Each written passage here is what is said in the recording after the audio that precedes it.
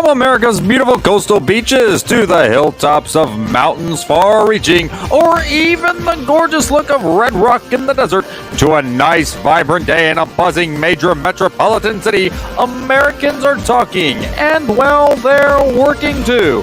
And no matter which way a state votes, we're all still Americans in this large country of 300 million people. So here today to bring you America's perspectives are Matt Curran, Javen Polson, Gabriela Escudero, and Michelle Beretta on Coast to Coast Conversations. Yes, sirree. Welcome in, everybody, to another episode of Coast to Coast Conversations. Today, we need you to subscribe on our YouTube channel at C2C Convos and or follow us on Twitter or X, previously known as Twitter, on C2C Convos now, and share this with your family, friends, the whole 9 yards. Get the word out because you got to know what's going around the country from us four folks from all over the place. I'm from North Carolina. We got Michelle from Wisconsin, Javen from Louisiana, and Gabriela from Nevada. So we'll start off the show. We're going to review some, as you know, the last couple of days, Kamala Harris has decided at the very last minute to go out and do interviews with some folks. So we're going to play a couple clips. We'll start with, we're going to play two clips. One from Kamala Harris talking to Charlemagne the God, our good old buddy over there, and then Bret Baier on Fox News last night. So here is Kamala Harris with Charlemagne the God. Donald Trump would go into the Department of Justice and manipulate it in such a way that it would be used as a weapon against his political enemies. Yeah, he's going to lock y'all up if he gets back in office. Well, by the way, you should look at his words. I don't think that you as a journalist should feel so sure that 100%. I'm out of here. Journalists, judges, others. And you know who does that? Dictators do that. Other countries do that. Now, Javen, I got to laugh when I hear that Charlemagne the God thinks that they're going to lock up Kamala Harris and the folks because they said the same thing. They said the same thing with Hillary Rodham Clinton in 2016, and nothing came of it. Javen? Yeah, it's funny because I think of the clip with the Clinton campaign when she says, "I'm glad someone with Trump's temperament isn't in the White House," and because she'd be in jail. It's like, whoa, crazy. I guess Kamala wanted the same exact reaction for that comment, but obviously she's not going to get it. She's not going to get it. I mean, look, I'm not going to say I think Trump holds the Constitution and the law to a high standards as me personally would like him to, but I don't believe he's going, even if he wants to, going to be able to actually go in and hamper free speech. And actually, if we go and look at the facts, President Obama actually was not a big fan of free speech, and I'm not free speech, but the press. We saw time and time again him pull a lot of press passes from a lot of networks that he did not like. And we saw a lot of times again and again where he did not allow the press to actually do their job and ask him questions and report the things that they wanted to report on. Furthermore, if we want to talk about the press, let's think about COVID. How during COVID, this administration was very on the neck of the press to make sure that they were reporting what they wanted them to report, to make sure that they weren't spreading fake news, which is not the government's job. I mean, the idea of that, just do what this administration did, but do it for Venezuela, and we would be saying that is third world country action.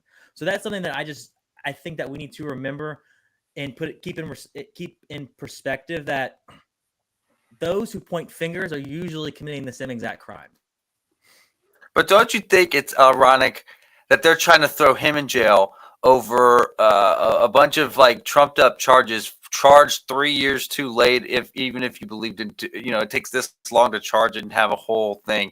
And yet they're the ones worried about her being locked up. Yeah, no. So I would definitely say regarding the charges for President Trump, do I think the charges are illegal the way they're doing it? No. Do I think they're unethical? 100%. Do I think that if he wasn't running for president of the United States that he would be facing jail time? Heck no. He would not be facing jail time if he was not running for for the presidency. They're trying to get the competition out of the way. Now that within itself, actually, I'm gonna change my whole thinking here. If that Hey, truly change is his the mind fact- live on air. I know. Yeah, right. Live. If that truly is the fact that they did this just to get him out of the way, now that part is very illegal. All right. Well, I got one more clip, and we'll get Gabriella and Michelle's reaction on last night. Kamala decides to bravely go into the belly of the beast of a conservative news media outlet, a Fox News, a very rare thing for, I would say, for a Democrat to go to a conservative media outlet. So here it is. Kamala Harris, Brett Baier. Let me last ask you this, night. Madam Vice President. But You let's call not Donald diminish Trump. the significance you of that. call Donald Trump. He's misguided. You say now He's he unstable. is unstable. He is unstable, Brett. He's not well. You say he's mentally not stable. He's not stable. Let me ask you this. and- You and told we many should all be interviewers concerned. that Joe Biden was on his game, that ran around circles on his staff.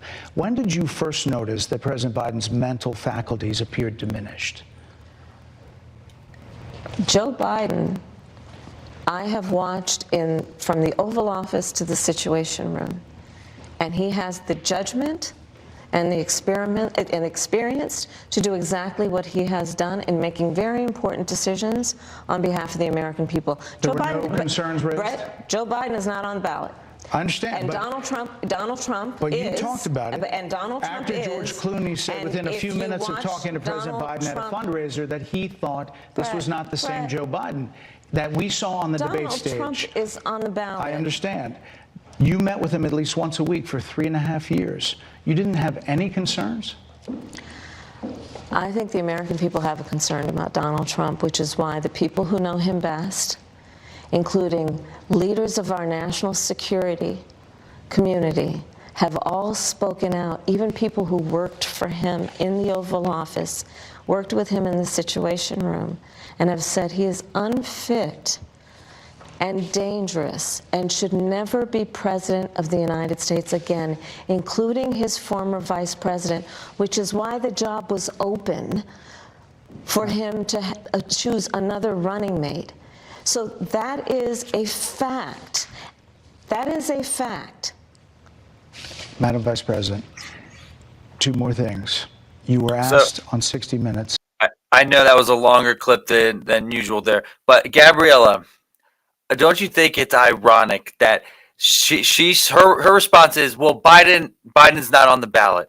But why is Biden not on the ballot? She couldn't answer that question. That's basically the entire question that America's been asking, that Brett Baier's asking her. And Brett Baier should have pushed back a little bit on that, but it was really hard in that interview. Right, he had to pick and choose, right? Well, I think it's funny. But I think everyone thinks it's funny. But when you really think about it, and you think about Kamala Harris and her always talking about the democracy, right? She talks about democracy, and we keep hearing this word.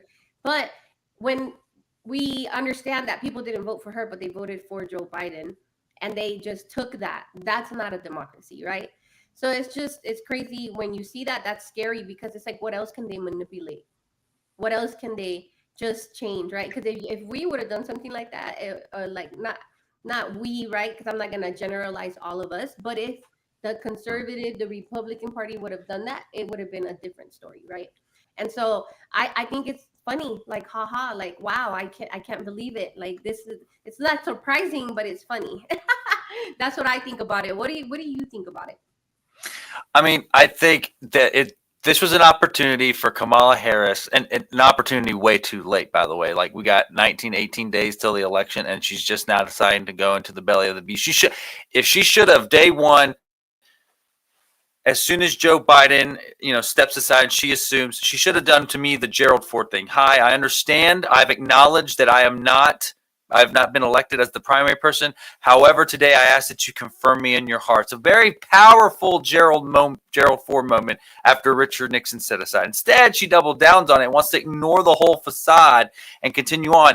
And then when pressed about it again, which she had to have known would have happened in a Fox News interview with Brett Baier. Brett Baier is a fair guy. If you remember back in 2016, 2017, he pushed Donald Trump. Trump does not like him either. But he's very fair. That might be the signature thing for a fair interviewer. I think Kamala should have gotten ahead of it. She's not somebody who gets ahead of things. She's always, from the moment she's had the momentum, she's just been reacting the whole time. Donald Trump plays offense. She can't even play prevent defense. She can't even play prevent defense. Michelle, your thoughts on these clips? Oh, well, I mean, to your point, she has to run offense because she has really no plans. You know, she has to have I was born in the middle class, I was this, I was that, because when you look at the substance, there is nothing. There isn't anything that we can grasp onto for her policies. And to talk about her in Brett's instance, you know, she's trying to run almost, she's got to go back to the basement campaign that Joe Biden ran, because as soon as you pull her out of the basement, she's pretty choppy when she speaks. More so, to go back to the first clip, and to Javen's point about pointing fingers, you've always got some pointing back to you. You know, they're the ones that are actually writing bills like Newsom in California against quote unquote misinformation. You know, you look at the TikTok ban that's coming up.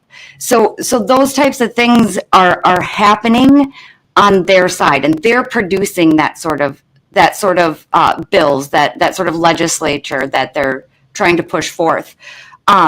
Today, for example, we had Kamala was in Milwaukee, and she was running a very secretive campaign. The UW Milwaukee sent out text messages to some college students telling them not to tell people and to not share locations, and it just kind of, why are they running a basement campaign now? You know, she went on Call Me Daddy. She went on Howard Stern. And if you think about it, Howard Stern should be not appropriate in this day and age with the PC culture that the left is producing. I'm surprised that their heads didn't explode, because she went onto the Howard Stern show. And when we talk about, you know, I don't know if we have the clip, but furthermore on when she was with Charlemagne, you know, she talked about reparations. Come on. I mean, she's grasping at straws at this point. She very much is grasping at straws. Just from the beginning, it seems like she did have the momentum, to be fair. She just didn't capitalize it. She's not an attack dog. She's not someone who goes, Bill Clinton, Gavin Newsom, those are people that are always on offense. I even see Obama a little bit on offense with the Democrats. Nancy Pelosi knows when she can, when there's blood in the water. And speaking of, if I may, and you talk, Gabrielle, you had brought up the democracy aspect of it. You know, she couldn't even get to the podium the last time she ran for president. You know, she couldn't get any votes outside of being handed the nomination. Totally fair. And speaking of other bad decisions, her running mate over the weekend decided he thought it would be a great idea to talk about abolishing the Electoral College. Here is Tim Walz with a Super Bowl winning defensive end, Michael Strahan, turned left activist. I want to go back to something you said on Tuesday. You said, I think all of us know the Electoral College needs to go. But the campaign came out later that night, and they said that's not their stance. Yeah. Well, it's not the campaign's position. And the point I'm trying to make is that there's folks that feel every vote must count in every state. Mm-hmm. And I think some folks feel that's not the case. Our campaign does that. And the point I'm saying is, I'm in 5 states in 2 days. We're out there making the case that the campaign's position is clear, that that's not their position. Their position and my position is to make sure that everybody understands their vote, no matter what state they're in, matters. So that's something that you and Vice President Harris disagree on? I have spoken about it in the past, that she's been very clear on this, and the campaign, and my position is the campaign's position. So, rule number 1, being a running mate. Do not hurt your running mate. Sarah Palin obviously hurt John McCain.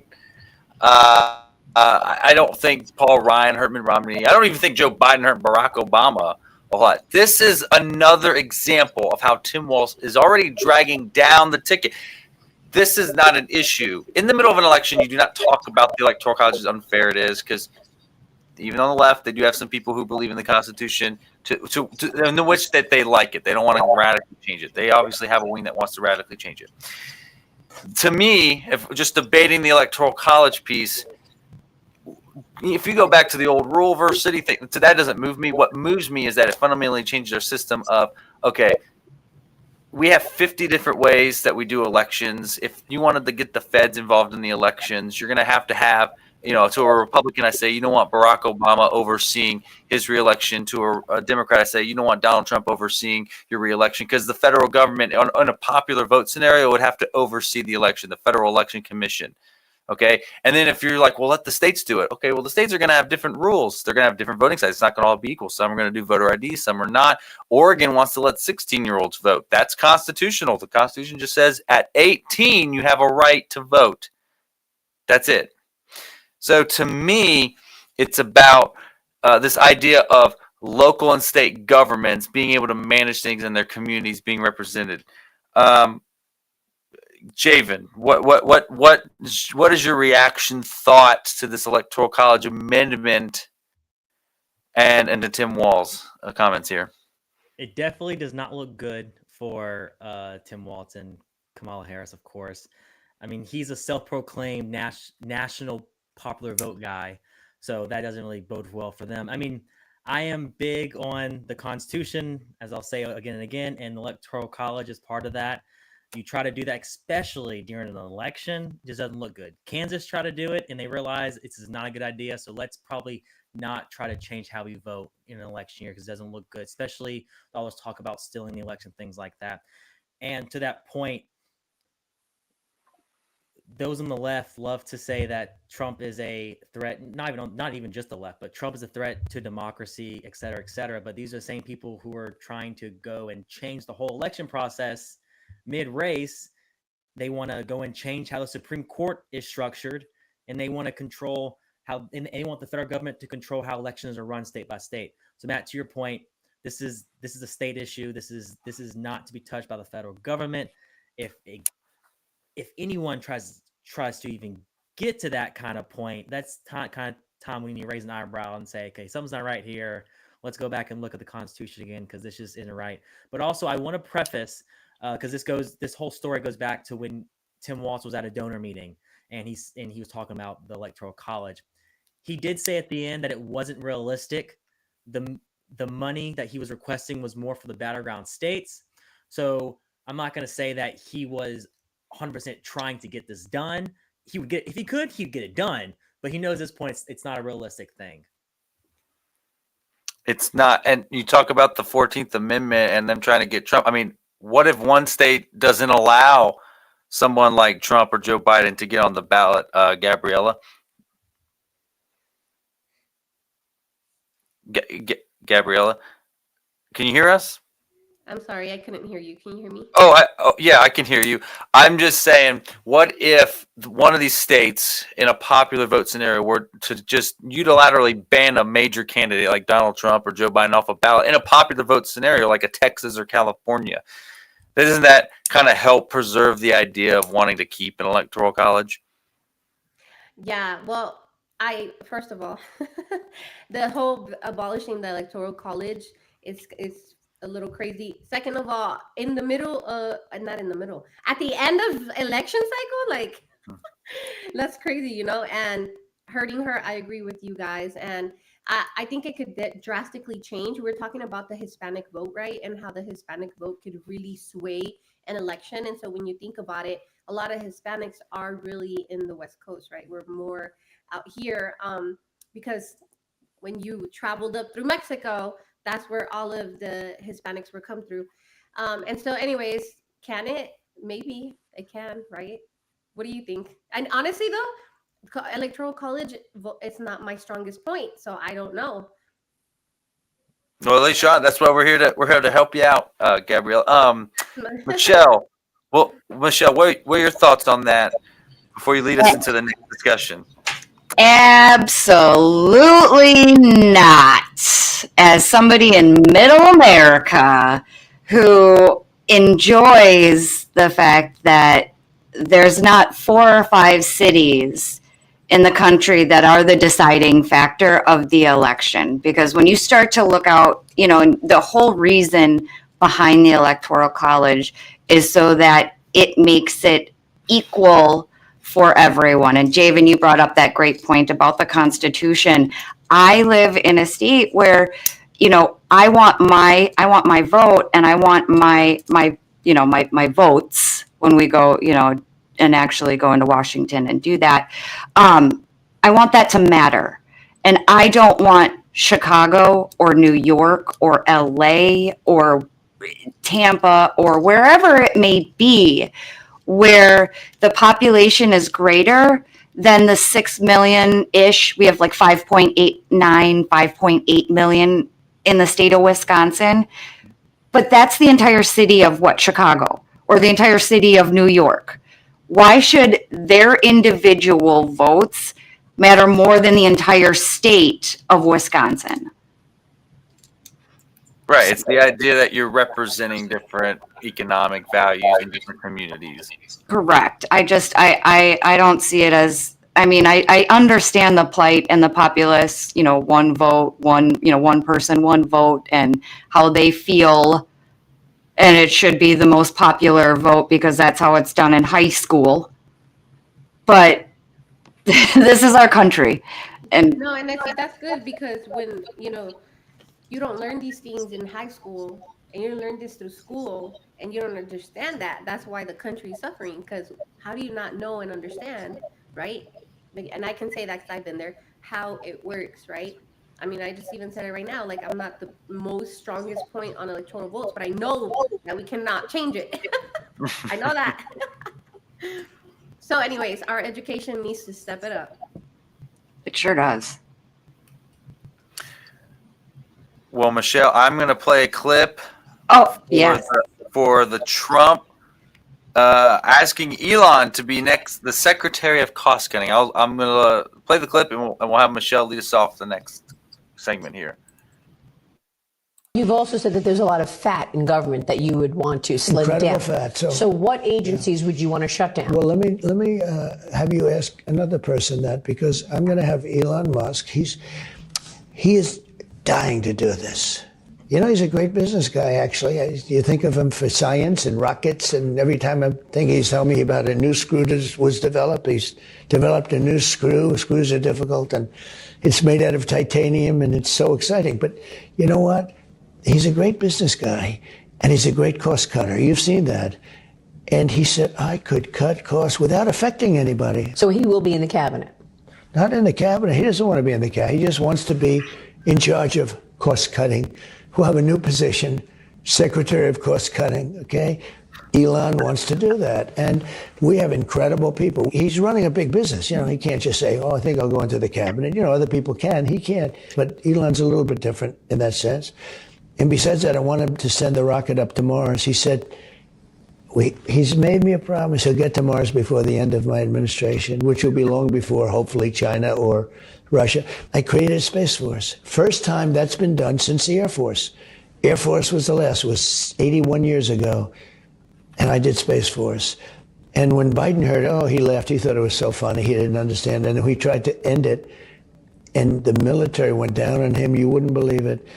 It's now going to be one of our most important things. We were getting killed in space by China and by Russia, and now we're leading in space. Yes, I love everything about this. I am so excited for Elon to be Secretary of Cost Cutting, with a caveat. I don't want to expand government anymore. So while he said that it's not a cabinet position, the government is the #1 employer in the country, and I don't want to expand government anymore. Let me put that on the table. Limited government, let's shrink it, right? If he's willing to do that, imagine the dream team that we could have. I know we were talking a little bit offline about this, of having Elon Musk and Nikki Haley and Tulsi Gabbard and RFK Jr. for, in the health aspect of it.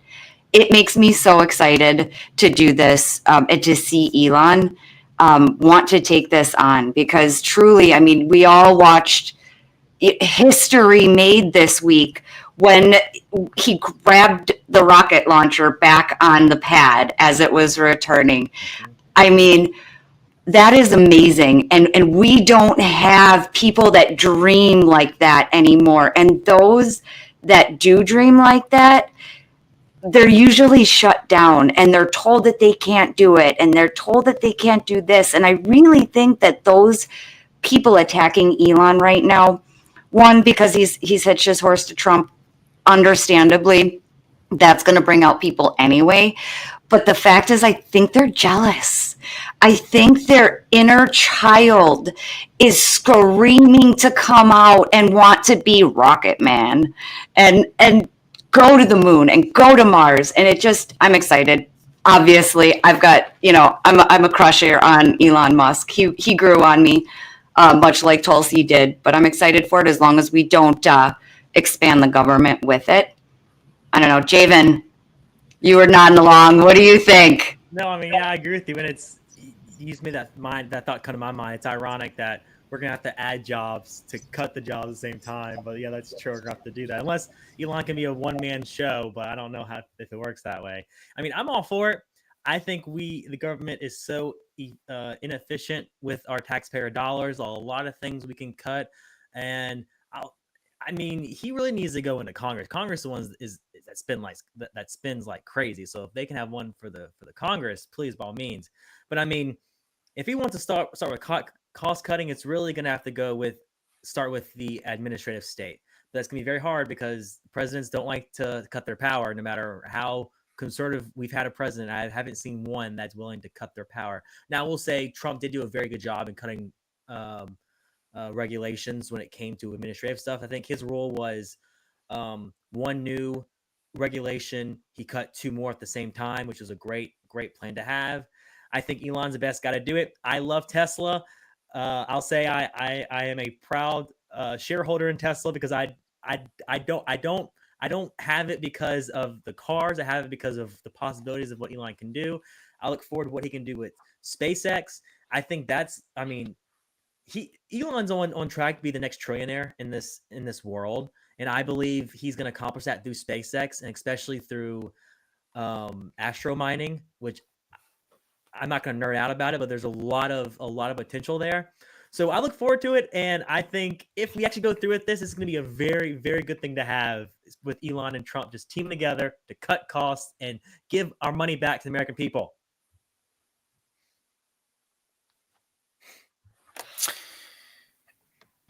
Matt, what do you say? What do you want?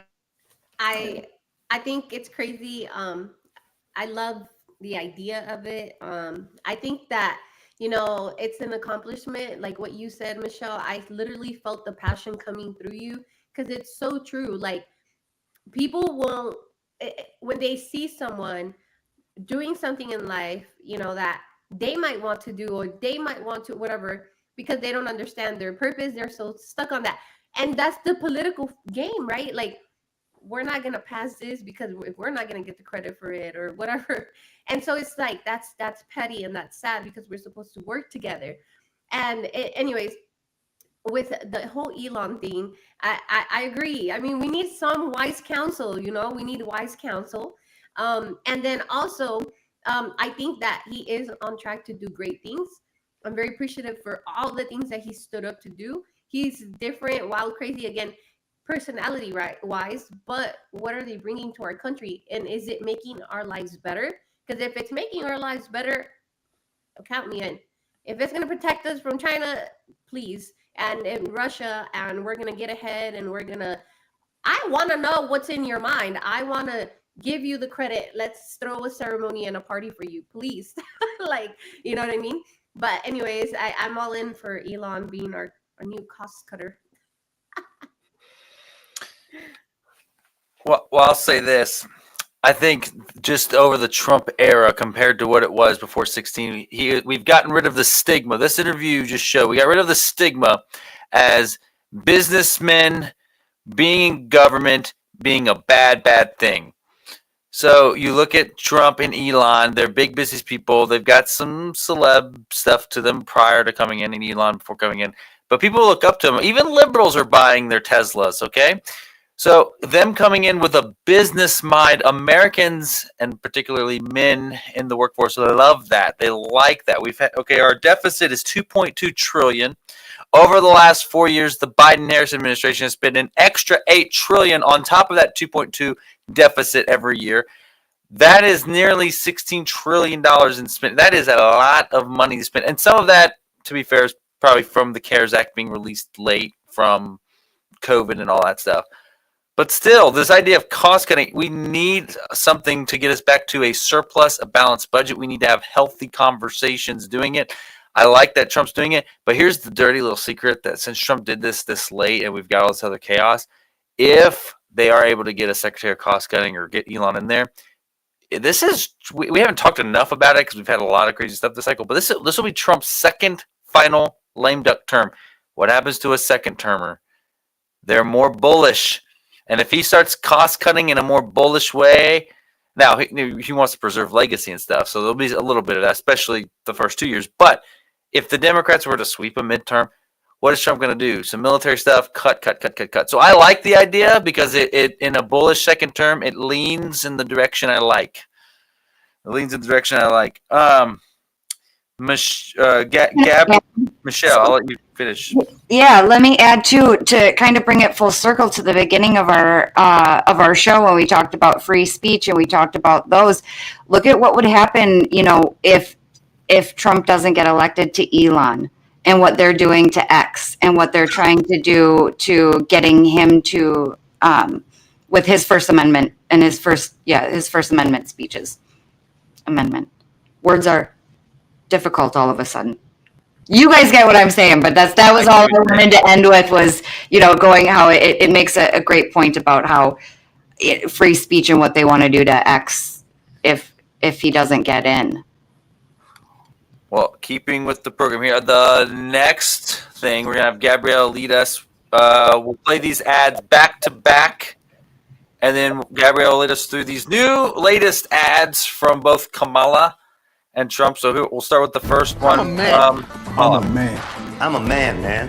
And I'm man enough. I'm man enough to enjoy a barrel-proof bourbon. Neat. Man enough to cook my steak rare. Man enough to deadlift 500, then braid the out of my daughter's hair. You think I'm afraid to rebuild a carburetor? I eat carburetors for breakfast. I ain't afraid of bears. That's what bear hugs are for. I'll tell you another thing I sure as shit am not afraid of. Women. I'm not afraid of women. I'm not afraid of women. They want to control their bodies? I say go for it. They want to use IVF to start a family? I'm not afraid of families. They want to be childless cat ladies? Have all the cats you want. Woman wants to be president? Well, I hope she has the guts to look me right in the eye and accept my full-throated endorsement. Because I'm man enough to support women. Man enough to know what kind of donuts I like. Man enough to admit I'm lost, even when I refuse to ask for directions. Man enough to not ban young women from reading Little Women. Or one of those pants books that the sisters like. I'm man enough to raw dog a flight. It sucked. Not worth it. I'm man enough to be emotional in front of my wife. In front of my kids. In front of my horse. I'm man enough to tell you that I cry at Love Actually. Good Will Hunting. West Side Story. That and Predator. And I'm sick of so-called men domineering, belittling, and controlling women just so they can feel more powerful. That's not how my mama raised me. I love women. I love women who support their families. Women who decide not to have families. Women who take charge. And I'm man enough to help them win.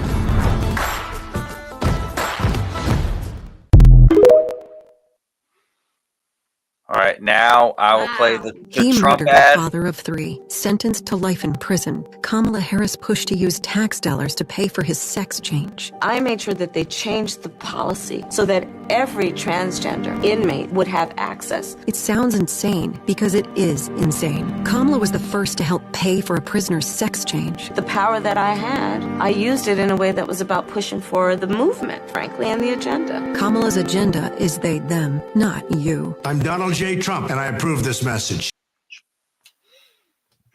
Wow. Oh my goodness. So if it's not enough, let's just make commercials about this crazy stuff, right? So we have, I want to start with this one actually, the prisoner sex change one.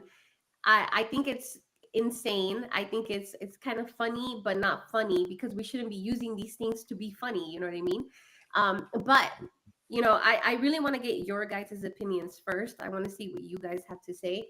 But I will say that prisoner one, it just like I'll tell you guys right now. But anyways, okay. So I want to go first with.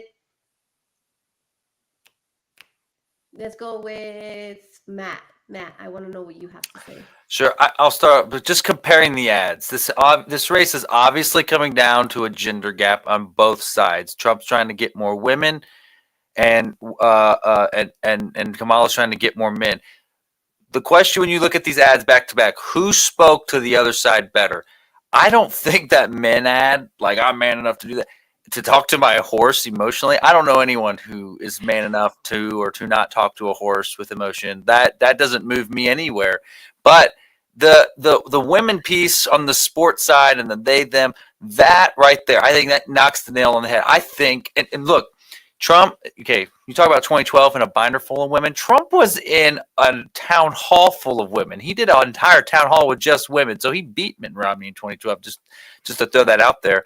And I'll tell you this, when he talked about the banning the men and the women's sports, that was one of the few times he got a big round loud of applause. And so the transgender stuff in the sports, that knocks the nail on the head as far as I'm concerned with women. And this ad does not even speak. The Democrats, they don't know how to speak like to men. That is not how you speak to men. Yep. And I want to know, as a man, how do you feel listening to the be man enough to support a woman? Right? Because you hear the message and it sounds good. Like you're like, be man enough, like it's funny, it's making me. But what do you feel like? Do you feel like they're saying you're not man enough, or what do you feel? I mean, when I see be man enough to support you, I mean, I support my women already. If they're going after people with traditional values, like I'm already supporting my women and family, whether that's spiritually, economically. So like be man enough to vote, like as if I'm not a man if I don't vote for a woman, it doesn't move. It's actually a turnoff to walk up to somebody and say that. Right. And it's they used a good theme there, right? But what about with the prisoner one? I want to get your opinions on what do you think about them paying for the transition that they targeted that. Are you asking me? Yeah, sorry. Oh, what about me? At you, but you can't see me looking at you. Sure. What do you think about that part where he's saying like, oh, she paid for a transgender to transition, right? And during prison, what do you think about something like that he's using that, I guess? I think that's an excellent example of the first thing Elon's going to have to cut as far as an expenditure when it gets there. Why we should not be paying for these people's transgender surgeries, whether you're in the military, whether you're in a prison system. It's first of all, it's not a requirement. It's an elective surgery. Okay, so it's really weird and creepy. Also, if you go back 10, 15, 20 years ago, they would think you're insane and crazy, okay, that you would want to switch genders and do all this stuff. I think the whole thing's insane. We've accepted too much, okay? As far as the switching gender thing, it is not a good social stigma to have, or not a good social thing to be mainstream in the United States. It actually hurts our culture with families and the school systems and everything. What about you, Michelle? When you hear, because we're women, right? When you hear this message, are you like, yeah, great job, you make a man want to vote for us? Like, I laughed so hard at this one, you guys. Real men can see the cosplay that these men were doing in this commercial. It's really kind of hilarious because I don't know any man that sits sideways with his hands positioned, talking about how they're going to, what did he say, throat throat punch someone or throat whatever he said. And also, the gentleman, I did a little more research on this. All of these men in this video are Democrats that are B-list actors. The ad was written by Jimmy Kimmel's writer, and they are all listed as in their IMDb. The old guy, for example, he really did cry at West Side Story because he performed in West Side Story. Awesome. I think it's great. I'm into theater myself. I perform in an off-Broadway musical from time to time, and I have for 12 years. So I love the theater. But don't try and play off this manly role with men that aren't truly understanding what it takes to be a man. I mean, we go back to what is a woman? Well, it's what is a man? Is that what they really think that a manly man is because he's similar to Waltz? But we see through Waltz, and we saw through that commercial. Secondly, that commercial got me heated up. I was all over like, no, that's not right. These guys are no. But as far as the transgender, I didn't see it as an ad that was targeted at women because of you think of the theme behind it, the music, the aggressiveness of that. I think it would play more to women's heartstrings because, a lot of the women that I speak to, and they talk about the transgender issue, but not in women's rights. And when we talk to people on the street, it's usually abortion. But what else when it comes to women's rights? When, the transgender folks are taking over women's sports, and they're having gender reassignment surgeries in prison. You're in prison because you committed a crime. You shouldn't also then get a surgery that is an elective surgery on our dollar.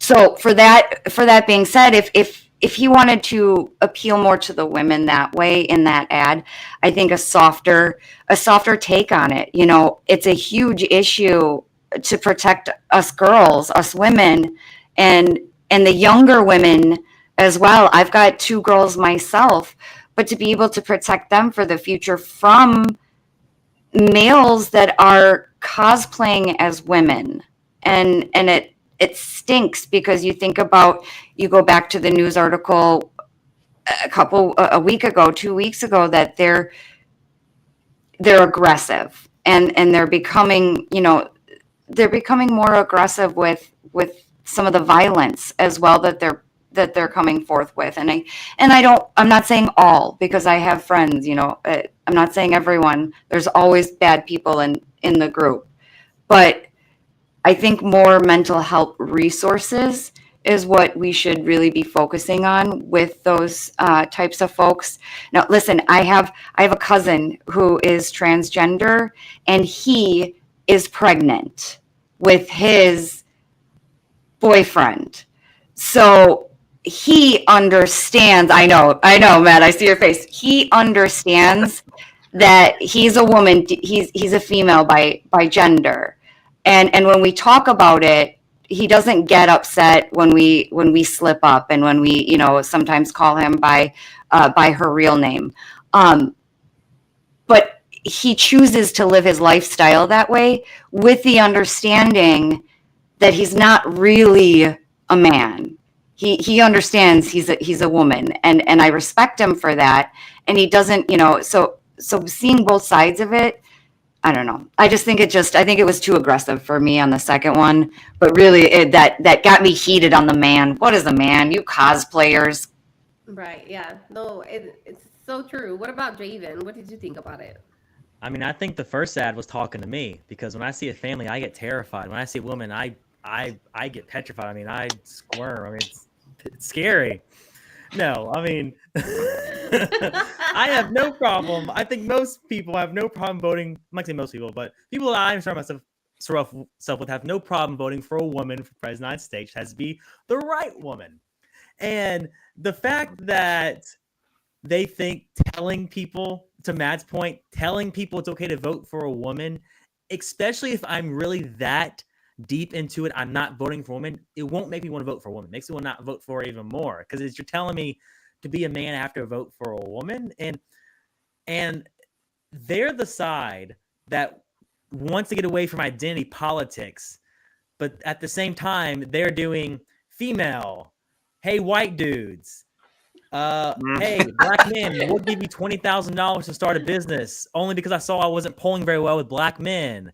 Exactly. Check the boxes. And it's something that I hope does not work. I really do, because a lot of the things that both candidates, but right now I'm talking about Harris, what she's promising is not going to happen, because a lot of what she wants is going to have to get congressional approval. And we saw when Biden promised all these student loan forgiveness, it didn't happen. It's not going to happen because Supreme Court was like, ain't gonna happen. That's ridiculous. Makes no sense. So yeah, there's that. That ad was just so funny. I mean, you had people who, if I saw down the street, I would have to give 2 looks, because it's like, what are you doing? You just doesn't make sense you being here. But yeah, that made no sense. Matt, you got something to say before I just want to make one comment. You made an excellent point by quoting me, so I appreciate that. That was great. But to expand on that point more, they act like these people have never voted for a woman politician ever, like for dog catcher, state rep, governor. I mean, women have won elections all across the country. Sure, yeah, the glass ceiling president hasn't happened, but I mean, Kamala Harris voted for vice president. They were elected. So all I'm saying is they act like men never, ever vote for women for office. I worked for 2 state senators who were women, and it was totally fine, and they were great and awesome. I voted for them. So it's like as if like they think all men have a closed mind and we never ever will vote for a woman. That's not true. Yeah, I'm not going to prove that I'm not a misogynist by voting for a woman. That makes no sense, because it makes it worse. You're voting for her just because a woman. That makes it worse. I mean, what are you doing? Yeah. But yeah, so there's that. Michelle, you got something to add there?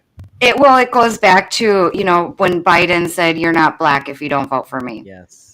As you had said, Javen, you're with the misogynist. You're a misogynist if you don't vote for a woman. Mm-hmm. Exactly, and it's the messaging that we're seeing. The African American community is seeing right through. It's like, no, that doesn't make sense. I voted for Democrat my whole life, and this is where I'm at. I've got nothing better has come out of it, so I'm going to vote for Trump this time, and we're going to see Trump's numbers of the African American community skyrocket. It's going to be incredible to see that. So to the second ad, Kamala cannot run away from what she said. And what was it, 16 or was it 16 she said that? Probably she should run for office again. But she can't run away from that. I mean, she said it. She still believes it. I mean, she can say she doesn't, but she definitely still believes it. And I will say, to play devil's advocate, as of now, prisoners and active military personnel cannot get gender-affirming surgeries unless it's absolutely necessary. Now that's caveat there, especially prisoners. Actually, there was just a recent legal case ruling that cited the 8th Amendment that now said you cannot withhold gender-affirming because it would be cruel and unusual. So it used to be you could withhold it, but now the court said you can't do it because it's cruel and unusual punishment. I disagree, because me personally, in this respect, I am pretty conservative on it. You're born a boy, you're a boy. You're born a girl, you are a girl. There's no ifs, ands, buts about it. Now the ACA, Affordable Care Act, that actually infringes on a lot of private insurers, and it says that you cannot discriminate against someone who wants to get gender affirming care only if your policy allows it. So it's not every policy allows it, but if you get the right policy, if you pay enough money, you can get it covered on your insurance. But to her comment on that, she's not running away from it. It is a ridiculous comment. I'm not going to pay for someone to change their gender because they're going through a mental health crisis. I'm not paying for that. And that's really what I think it is. It's a mental health thing. I'm not trying to demonize them for it, because mental health is something that you cannot change. I grew up my whole life with someone close to me who has mental health, so I know exactly what it's like and what it goes through. We just need to invest in the right programs.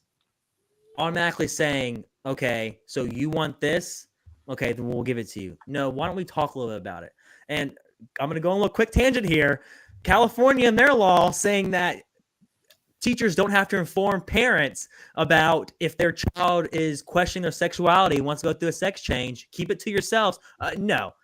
I mean, Michelle, you are a mother. Matt, you are a father. You know it's ridiculous. I mean, how can that's? I want to push that back to you guys. I mean, as a parent, what would you do if North Carolina, Wisconsin's like, hey, we're going to pass a law that says that your kids, they tell us they want to change their sex, we don't have to tell you anything at all. Matt, start with you. Me? Okay. I mean, I homeschool my kids, so I don't have to worry about the state. That's the benefit of homeschooling. But if I did decide to go that route and have them in school, I would raise hell, right? Just like during COVID shutdowns, I would raise hell. It's all about raising hell with Matt. So like I would go to a public forum and hell would be raised until someone heard me. I mean, you call my legislator, light up their phone. I'd get people, let's go, create a movement, knock door. So you don't want to get me on the other side of your opinion. So Michelle, when it comes to my kids, I will go balls to the walls and make sure that they're protected. Yes. And that's most parents. Michelle, same for you with the horns come out and you raise hell? Absolutely. I would raise so much hell that I don't think that they would I would probably get trespassed from places. It's not the school's responsibility to parent the children. And I'm really scared about turning the government into the nanny state over the public education system with my children. Now, my children do go to public education, and we're very blessed that they're, in a school district that, is more conservative. But it really comes down to as well, the parent having that relationship, one with your child and with the school in general. I am texting. I text with the kids' teachers once or twice a week just to find out, they give me, updates on how they're doing, so I think it goes back to having that conversation, but absolutely not. Do not have the school parent the child.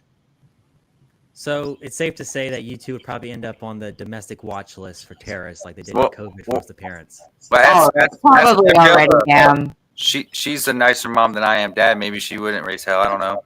Wait, Gabrielle, I didn't know you had kids. You have kids? Somebody tell me how many kids I have. Right. I have 4 kids. Oh, okay, I have 4 kids too. Well, Michelle, how many kids do you have? 3. Wow. Okay. Yes, cool. Hey, we got a little softball team. Yeah. Gabby, I think it's just like you're always smiling, like you're not stressed at all. Why I think you have kids. They're grown up, so I got toddlers.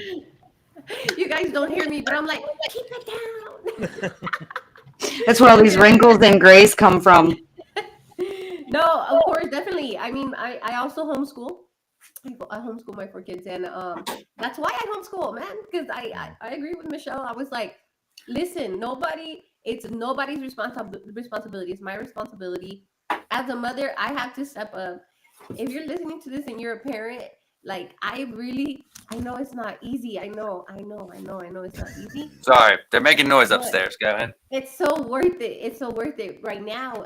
Unless you're blessed like Michelle, right? Here in Nevada, it's horrible. It's horrible. So I would totally. Actually, we definitely have. We've made some noise here in Nevada because of things like that. Yeah.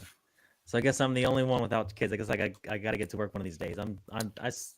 I still have time. But yes. Aren't you the funkle? The fun uncle? I am the fun uncle. That's true. I am the fun uncle. That is very true.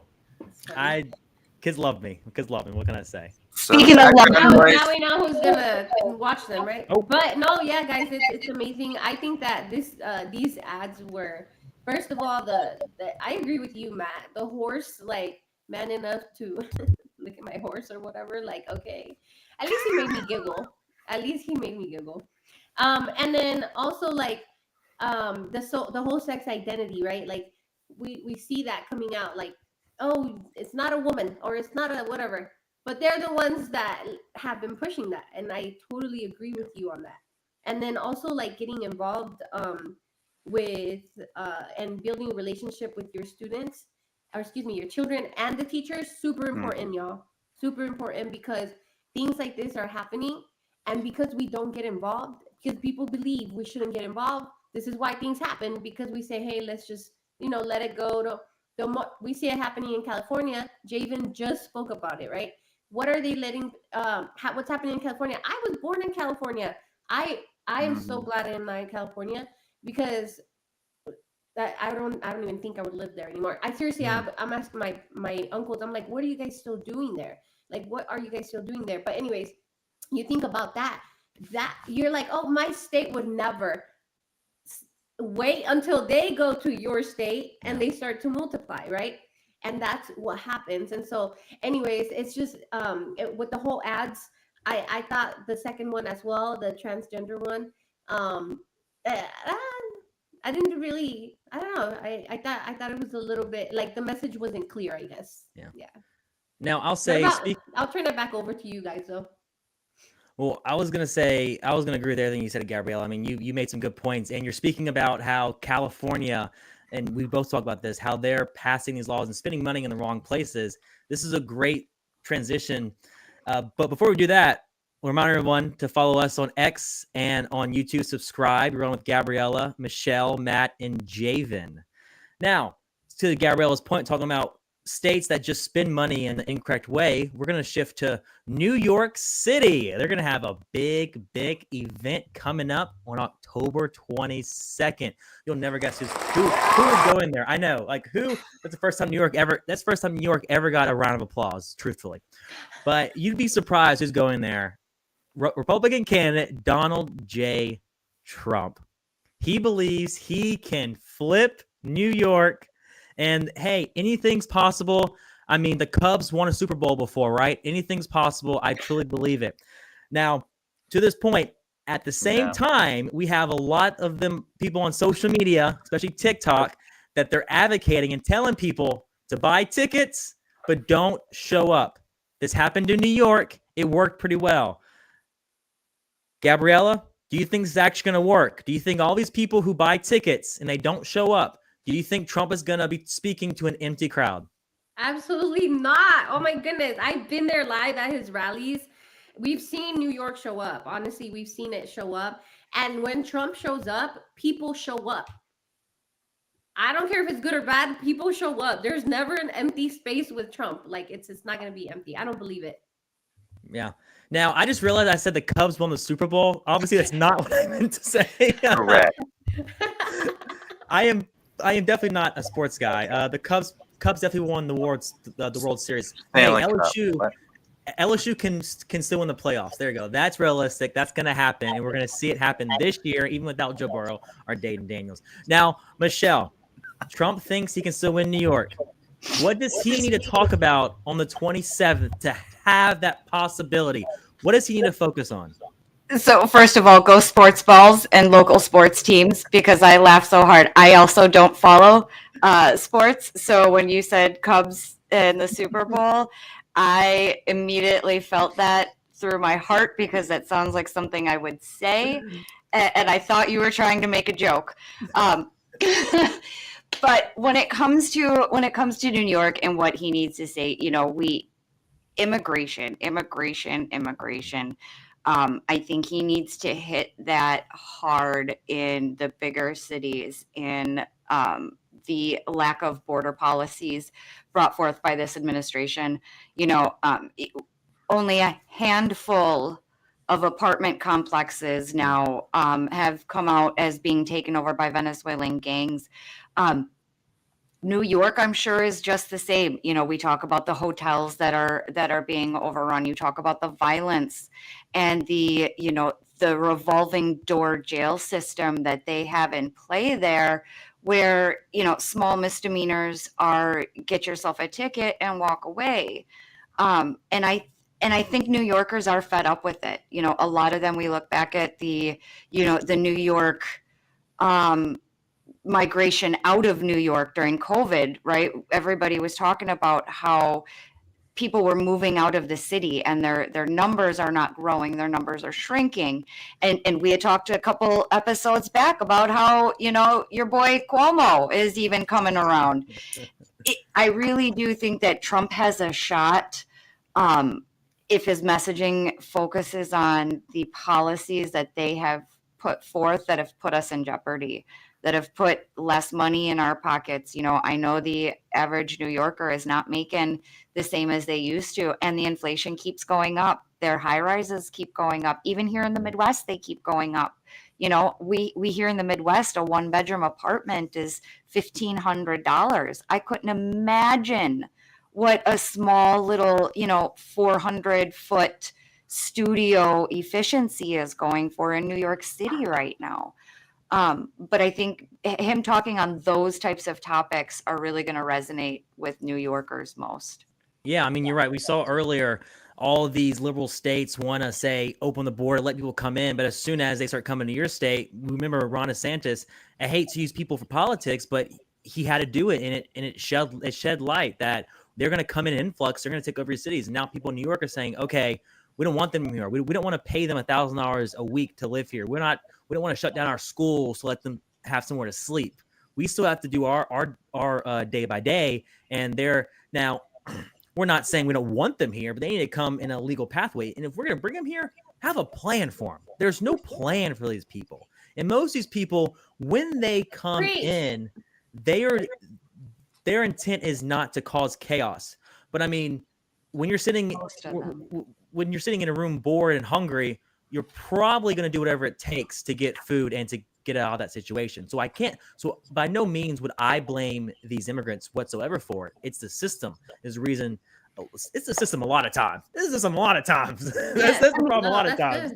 You look at like Martha's Vineyard. Sorry, Exactly. they turned them around right there. They were bused to Martha's Vineyard, and they turned around and sent them off someplace else. Yep. Because so true. Like there is no real plan, and this is what I talk about consistently. It's like you take a look at DACA. That's not a real plan. You take a look at what they tried to bring in, which was DAPA. That's not a real plan.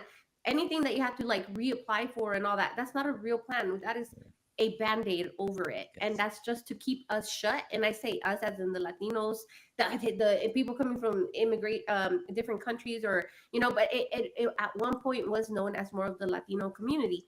And so I know a lot of my family that unfortunately, that had to go through that. And so anyways, don't get me started on that.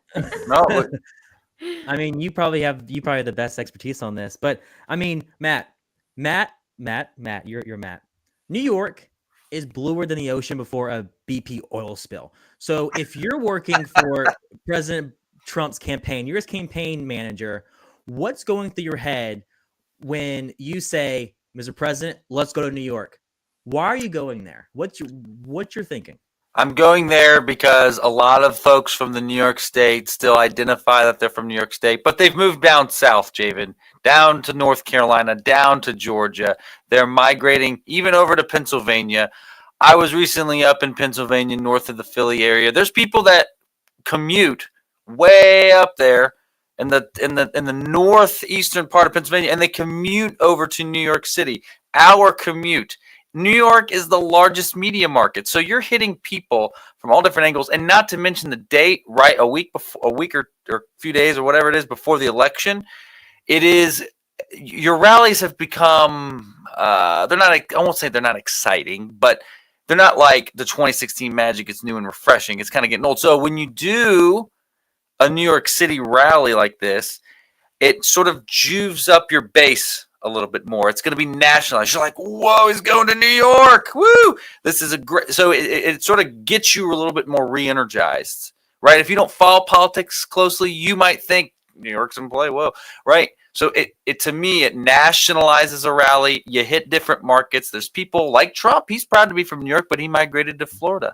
So it's a multifaceted campaign tactic that I think is genius. And it's a good way to get a national attention to sort of close out your campaign going into the election weekend.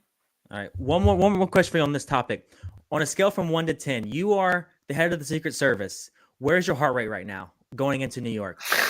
It's gotta be like it's gotta be a 10.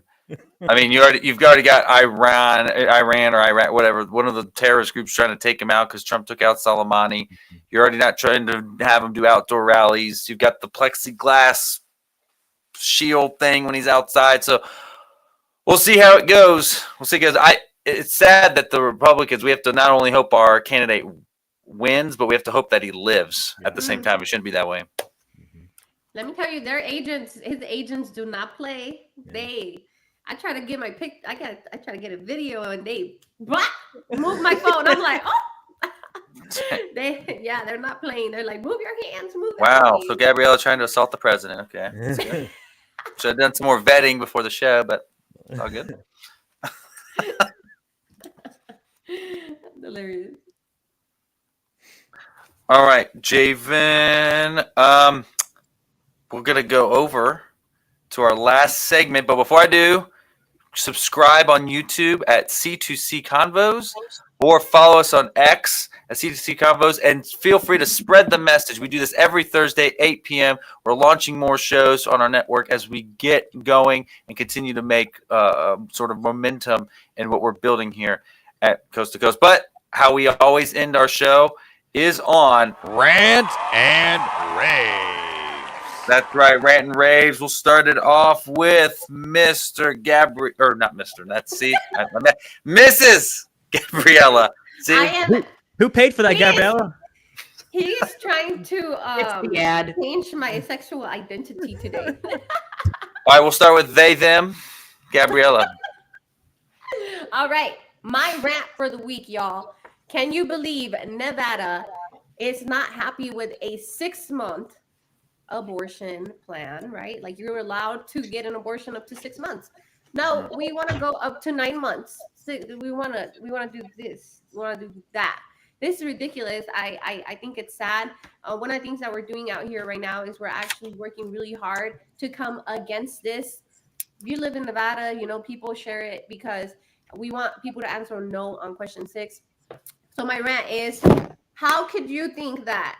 I mean, it's already absolutely insane that we're at a 6-month time, but because I've had 4 children, then therefore coming to a 9-month term, a full month term, you're kidding, right? So that's what we're facing here, guys. We're facing should we, abort kids, I guess if that's what you want to call it, at a 9-month stage. Pretty sad. Michelle, Rant and Rave of the week. I don't know how I can follow that because I'm also ranting and raving for you. And please, I encourage you, once we get off of this, post about it on our X page so that we can get more people to talk about that, because that is so gross. But my rant of the day is Waukesha County, Wisconsin. What are you doing? We are one of the most conservative counties in the state, and we have not had a sales tax. And our conservative